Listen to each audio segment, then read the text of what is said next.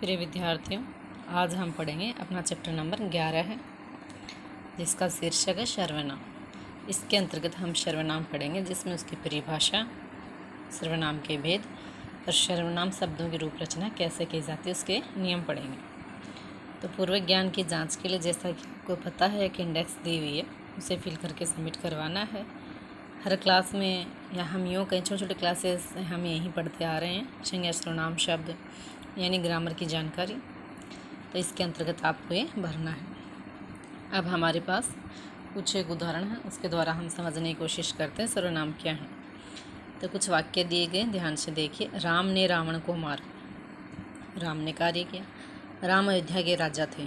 पुनः राम के बारे में ही कहा गया है, राम सभी प्राणियों से प्रेम करते थे। राम के राज्य में प्रजा सुखी थी। राम क्या है? व्यक्तिवाचक संज्ञा है। ठीक है। इसके पश्चात हम देखते हैं, राम एक आदर्श राजा थे। राम को मर्यादा पुरुषोत्तम कहा जाता है। यानी सारे वाक्यों में किसके बारे में कहा गया? राम के बारे में कहा गया है। और बार बार हम क्या करते हैं, राम शब्द को पढ़ रहे हैं तो वाक्य अटपटे हो जाते हैं। बार बार राम जब आ रहा वाक्य में तो अच्छा नहीं लग रहा। अगर इन्हीं वाक्यों को हम इस प्रकार से पढ़ें, राम की जगह अनेक प्रकार के सर्वनाम शब्दों का प्रयोग कर दें, जैसे श्री राम अयोध्या के राजा थे, उन्होंने रावण को मारा, वे सभी प्राणियों से प्रेम करते थे, उनके राज्य में प्रजा सुखी थी, वे एक आदर्श राजा थे, उन्हें मर्यादा पुरुषोत्तम कहा जाता है। इस प्रकार से शब्दों में हमने क्या कर दिया? संज्ञा का प्रयोग कर दिया। इससे हमारा वाक्य क्या हो गए? सुंदर हो गए, अच्छे हो गए। बार बार राम शब्द का प्रयोग नहीं हुआ।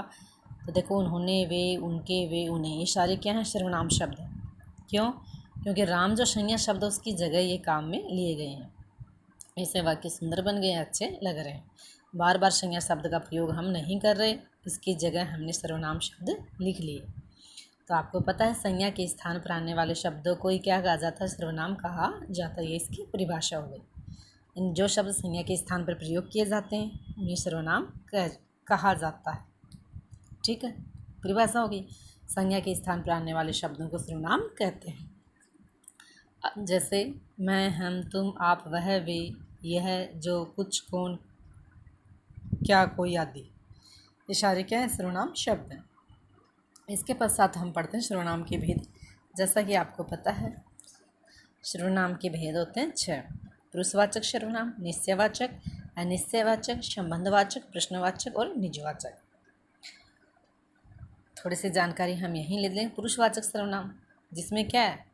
बोलने वाला, सुनने वाला और अन्य व्यक्तियों के लिए सर्वनाम शब्द प्रयोग किए जाते, वो पुरुषवाचक हो गए। इसमें 3 भेद हो गए, उत्तम पुरुष, मध्यम पुरुष और अन्य पुरुष। उत्तम पुरुष होता है बोलने वाला, स्वयं के लिए जिनका हम प्रयोग करते हैं। मध्यम पुरुष होता है बोलने वाला, सुनने वाले व्यक्ति के लिए कर रहा है। तुम और आप, और तुम आप से बनने वाले शब्द हो गए उत्तम पुरुष, मध्यम पुरुष में, सॉरी। और अन्य पुरुष में क्या है? बोलने वाला सुनने वाले के साथ अन्य व्यक्ति की बात करता है, वह, यह, वे, ये और इनसे बनने वाले शब्द किसमें आ गए? अन्य पुरुष वाचक सर्वनाम। 3 भेद हो गए इसके। निश्चयवाचक, नाम से पता लग रहा है, जिसमें किसी निश्चित सर्वनाम शब्द का प्रयोग किया जाता है। अनिश्चय, जिसमें क्या है? निश्चित नहीं होता, वो सर्वनाम शब्द। संबंधवाचक, 2 संज्ञा शब्दों को जोड़ने वाले जो सर्वनाम शब्द होते हैं वो संबंधवाचक होते हैं, एक दूसरे से संबंध बताने वाले। प्रश्नवाचक, जिसमें क्या प्रश्न का बोध होता, प्रश्न किया जाता है, वो प्रश्नवाचक। निजवाचक, निज होता है अपना या स्वयं का, इसमें अपने या स्वयं के बारे में कोई बात कही जाती है, तो ये हो गए निजवाचक। अब हम इसकी परिभाषा और इनके उदाहरण देखते हैं। देखिए, सबसे पहले पुरुषवाचक किसे कहते हैं? किसी पुरुष विशेष का बोध कराने वाले सर्वनाम पुरुषवाचक सर्वनाम कहलाते हैं। जैसे मैं, तुम, वह। मैं है बोलने वाला यानी उत्तम पुरुष, तुम है सुनने वाला यानी मध्यम पुरुष, और वह क्या है? अन्य पुरुष। तो इस प्रकार से पुरुषवाचक सर्वनाम के 3 भेद होते हैं, 3 प्रकार होते हैं। उत्तम पुरुष, इसकी परिभाषा देखिए। जिन सर्वनाम शब्दों का प्रयोग बोलने वाला स्वयं अपने लिए करता है, यानी बोलने वाला किसके लिए कर रहा है? अपने लिए ही कर रहा है, उन्हें उत्तम पुरुषवाचक सर्वनाम कहा जाता है। मैं और हम और इनसे बनने वाले शब्द, मैं से जैसे मेरा, मुझसे, मैंने। हमसे हम हो गया, हमारा हो गया, हमें हो गया, मैं से मुझको हो गया, ये सारे शब्द इसमें आते हैं। जैसे मैं स्कूल जा रही हूँ, हम स्कूल में खेलने जा रहे हैं। मध्यम पुरुष क्या है? बोलने वाला व्यक्ति सामने उपस्थित व्यक्ति को संबोधित करने के लिए यानी सुनने वाले व्यक्ति को संबोधित करने के लिए जिन सर्वनाम शब्दों का प्रयोग करता है वो मध्यम पुरुषवाचक सर्वनाम कहलाते हैं। तुमसे बनने वाले शब्द जैसे तुम्हें, तुम्हारा। वर्तमान समय में हम तुम की जगह आप शब्द का प्रयोग करते हैं मान सम्मान को प्रकट करने के लिए, दूसरों को, बड़ों को या छोटों को। तो आप और आपसे बनने वाले शब्द जैसे आपको, आपका, ठीक है, इसके अंतर्गत आते हैं। जैसे तुम स्कूल जा रहे हो, तुम्हें मन लगाकर पढ़ना चाहिए, या आप बहुत अच्छे हो, आपने ये है काम किया। ये सारे शब्द किसमें आ गए? ये आ गए मध्यम पुरुषवाचक सर्वनाम। अब नेक्स्ट देखिए अन्य पुरुषवाचक। नाम से पता लग रहा है कि वे सर्वनाम शब्द जिनका प्रयोग अन्य व्यक्ति के बारे में कुछ कहने के लिए किया जाता है वो क्या हैं? अन्य पुरुषवाचक सर्वनाम कहलाते हैं। यानी बोलने वाला सुनने वाले व्यक्ति को छोड़कर अन्य व्यक्तियों के बारे में जो बात कहता है, अन्य व्यक्ति के बारे में जो बोलता है, उन सर्वनाम शब्दों का प्रयोग करता है वो होते हैं अन्य पुरुषवाचक सर्वनाम। वह और यह है, ठीक है। और वह यह से बनने वाले शब्द जैसे वह, वे, उसे, उसका, उन्हें, उसका, यह है, ये, इन्होंने, उन्होंने, ये सारे इसमें आ गए। वे मेरी कक्षा की अध्यापिका हैं, वे अन्य पुरुष हो गया। उसे मन लगाकर पढ़ना चाहिए, उसे। उन्होंने यह काम किया, उन्होंने हो गया, ठीक है। अब देखिए निश्चयवाचक सर्वनाम। वे सर्वनाम शब्द जो किसी निश्चित व्यक्ति या वस्तु का बोध कराते हैं उन्हें निश्चयवाचक सर्वनाम कहते हैं। और इनका दूसरा नाम क्या है? संकेतवाचक सर्वनाम भी इन्हें कहा जाता, ध्यान रखना। संकेतवाचक सर्वनाम, क्योंकि ये क्या है? निश्चित संकेत करते हैं। जैसे यह, वह, वे। देखिए ये मेरे पिताजी हैं, किसी निश्चित व्यक्ति की ओर संकेत किया गया है, कोई व्यक्ति उसकी ओर संकेत किया गया, ये मेरे पिताजी हैं, ठीक है, संकेत हो गया। वह रवि की पेंसिल है, वह रवि की पेंसिल है, किसी निश्चित पेंसिल की ओर, वस्तु की ओर इशारा किया गया कि ये किस संकेत किया गया या किसकी पेंसिल है? वह रवि की पेंसिल है। निश्चित हो गई तो निश्चयवाचक सर्वनाम हो गए। अनिश्चयवाचक नाम से पता लग रहा है जिसमें क्या है? निश्चित नहीं होता किसी व्यक्ति या वस्तु का, अर्थात जिन सर्वनाम शब्द से किसी निश्चित व्यक्ति या वस्तु का बोध नहीं होता यानी उनका पता नहीं चलता वो अनिश्चयवाचक सर्वनाम कहलाते हैं। जैसे कोई कुछ, चाय में कुछ पड़ा है। अब चाय में पड़ा है, क्या पड़ा है वो निश्चित नहीं है, यानी पता नहीं, इसलिए कुछ लगा दिया। बगीचे में कोई खड़ा है, यानी व्यक्ति तो खड़ा लेकिन कौन है वो पता नहीं है, निश्चित नहीं है, ठीक है। इसके अंतर्गत देखिए अब आ गया हमारा चौथा संबंधवाचक सर्वनाम। जैसा कि नाम से ही पता लग रहा है, जो सर्वनाम शब्द वाक्य में दूसरे सर्वनाम से संबंध प्रकट करते हैं उन्हें संबंधवाचक सर्वनाम कहते हैं। जैसा कि हमने पहले भी कहा, संज्ञा, दो संज्ञा शब्दों में आपस में संबंध प्रकट करता है क्या? संबंधवाचक सर्वनाम। जैसे जो, वह, जो, सो, जिन्हें, वे आदि। जो सोता है वह खोता है, जो, वह, दोनों क्या है? जोड़ने का काम कर रहे हैं। जो सोता है वह खोता है, इन जो व्यक्ति सोता है वो क्या है? खोता है। तो जो, वह, जो सो भी होता है, वह की जगह हम सो भी लिख सकते हैं। जो सोता है सो खोता है। जो मेहनत करेगा सो पुरस्कार पाएगा, यानी मेहनत करने वाला व्यक्ति पुरस्कार पाता। दो बात अलग अलग है और उनको जोड़ने का कार्य, संबंध प्रकट करने का कार्य जो सो शब्द कर रहे हैं। तो ये होते हैं संबंधवाचक सर्वनाम। नेक्स्ट देखिए निजवाचक सर्वनाम। निजवाचक सर्वनाम में देखिए व्यक्ति यानी कर्ता यानी काम करने वाला जो व्यक्ति है वह क्या करता है?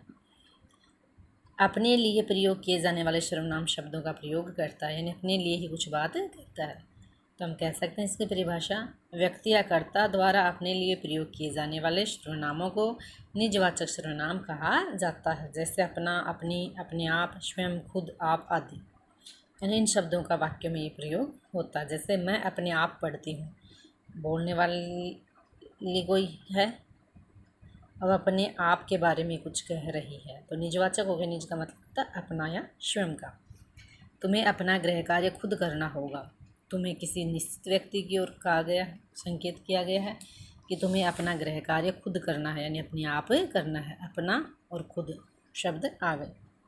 अब देखिए सर्वनामों की रूप रचना कैसे होती है। तो आपको पता है, हमने पीछे ही वीडियो में कारक पढ़े हैं, तो कारकों के द्वारा सर्वनाम शब्दों की रूप रचना। तो ये तो कारक चिन्ह हो गए। कर्ता, क्रम, संबंध, संप्रदान, अपादान, संबंध और अधिकरण।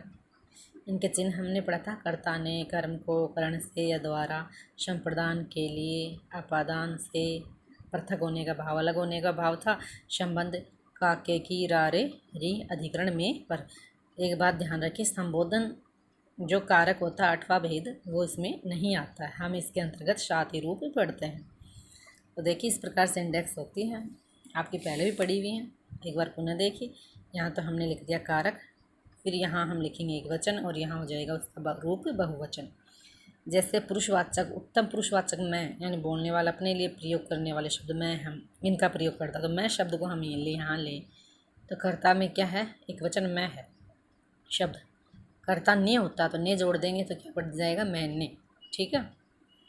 और इसका बहुवचन होता है मैं का हम, क्योंकि मैं और हम इसमें आते हैं। हम ने जोड़ दे क्या हो जाएगा, हमने, हम लोग, हम लोगों ने, ये इसके बहुवचन रूप हैं। इसके अंतर्गत हम दूसरा पढ़ते हैं कर्म, यानी मुझ को, जुड़ गया, मुझको, मुझे, हमें, हमको, हम लोगों को। करण होता है से या के द्वारा, मुझसे या मेरे द्वारा। बहुवचन हो गया हमसे, हमारे द्वारा, हम लोगों से। संप्रदान, संप्रदान में हो गया मेरे लिए, हमारे लिए, बहुवचन हो गया, हम लोगों के लिए इसका दूसरा रूप हो गया। अपादान में एक वचन आ गया मुझसे, अपादान की क्रिया चिन्ह थे परसर्ग से, तो मुझसे, हमसे, हम लोगों से। संबंध होता का, के, की, रा, रे, री, मेरा, मेरी, मेरे, हमारा, हमारी, हमारे। अधिकरण होता है मैं पर, तो मुझ में, मुझ पर, दोनों पर सर्ग चिन्ह हमने लगा दिए मैं में, तो बन गया हम में, हम पर। इस प्रकार से देखो सारी रूप रचना है किनकी, सर्वनाम शब्दों की। पुरुषवाचक में मैं, उत्तम पुरुष, मध्यम में तू, मध्यम पुरुष इसी प्रकार से इंडेक्स हो गई, तू और तुमसे बनने वाले शब्द। नेक्स्ट इसमें हो गया वह से बनने वाली रूप रचना। जो संबंधवाचक जो शो वाले आ गए इसमें। निश्चयवाचक सर्वनाम में यह आ गया, यह वह, यह कि जैसे ही वह आ जाएगा और उनसे बनने वाले शब्द आ जाएंगे। नेक्स्ट देखिए, अनिश्चयवाचक सर्वनाम में शब्द आ जाता है कोई, और कोई की इंडेक्स भी इसी प्रकार से हो जाएगी। और फिर प्रश्नवाचक सर्वनाम में आता है जब कौन, कोई, कहाँ, प्रश्नवाचक थे जो प्रश्नबोध करा रहे थे। तो इसी प्रकार से इंडेक्स भी आ गए, जिसमें भी क्या है, कारक चिन्ह है, वचन और उनका बहुवचन रूप है। यहाँ देखिए आप सर्वनाम शब्दों में संबोधन नहीं होता, यह बात आपको पहले बता दी गई। तो इस प्रकार से ये इंडेक्स होती हैं और इनका एक वचन बहुवचन के रूप हम लिखते हैं और याद करते हैं। तो ये सर्वनाम शब्द थे जिनमें परिभाषा, उदाहरण और सर्वनाम रूप रचना हमने पढ़ी और देखी। Thank you.